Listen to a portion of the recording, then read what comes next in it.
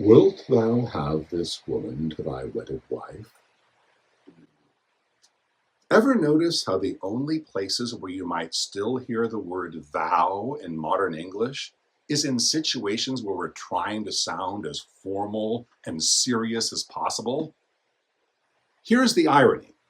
In Shakespeare's time, thou wasn't formal at all. In fact, it was the informal version of you, just like the difference between tu and usted in Spanish. So, why do we think of thou as formal today?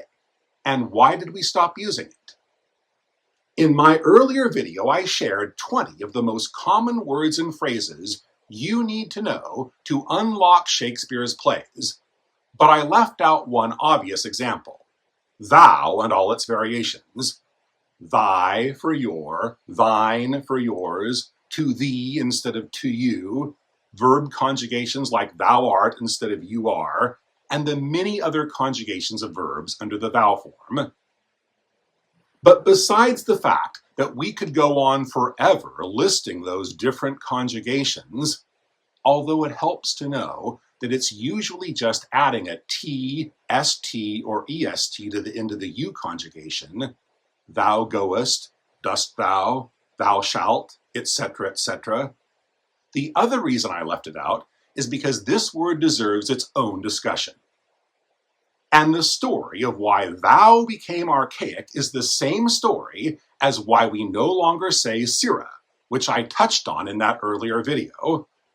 They both got dropped from our language for the same reason: respect.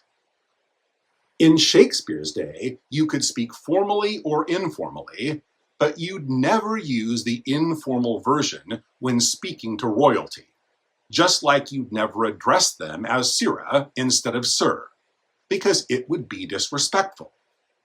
And with the coming of the Enlightenment and the revolutionary idea that all men are created equal, came also the revolutionary idea that all men should be treated with respect. And so the disrespectful version went out of use. We can see how this works by looking at the contemporary example of one of the few places in today's society where we still do preserve some semblance of the old notions of differing social status, in the form of the one group of people we're still expected to show deference to in the titles we bestow on them. Yeah. Yeah, it's not an affirmation. Yeah, it's not an affirmation a man uses in court. Yes, sir. Judge. Note how the breach of decorum that he takes offense at here is not just the failure to address him as Your Honor, but the informality in his courtroom. It's not just saying yes instead of yes, Your Honor, but that he used the informal version of yes that was especially disrespectful. So remember, when you see characters in Shakespeare switching between thou and you, it's never random. It may or may not be about respect, but it's always an indication of formality versus informality. And your awareness of which one it is can tell you a lot about the context of the line within the scene. There's the fight that breaks out at the beginning of Romeo and Juliet. You lie.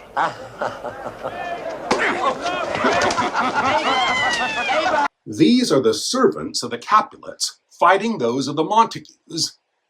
They're both lower class, so they wouldn't feel any need to speak formally to show they have respect for each other, which they obviously don't. But the fact that the line is you lie and not thou liest makes it clear that he's not messing around. I'm calling you a liar to your face, and I'm saying it formally. You want to do something about it? Just like with Conrad to Dogberry. Not thou art an ass, but You are an ass! okay, obviously he does not suspect his place. But again, it is the formality of how he calls him that makes it clear he's not kidding in the lack of suspect he's showing him. Other instances you'll notice could be open to different interpretations. Hamlet and Gertrude. Hamlet, thou hast thy father much offended. Mother, you have my father much offended. Iago and Barbantio. Thou art a villain! You are a senator! In both instances, we could interpret the immediate shift from the informal to the formal to reflect the different status of the two characters. Hamlet is addressing his mother. Iago is addressing a senator, and so they have to be respectful. However, given just how obnoxious we know Iago is, in general, and especially in his behavior in this scene, and how offended Hamlet is by his mother's marriage to Claudius, we could interpret their transition to formality to indicate just how obnoxious they're being, along the lines of Conrad or the brawlers in the streets of Verona. So remember this whenever you read a script, especially if you're reading as an actor learning your role.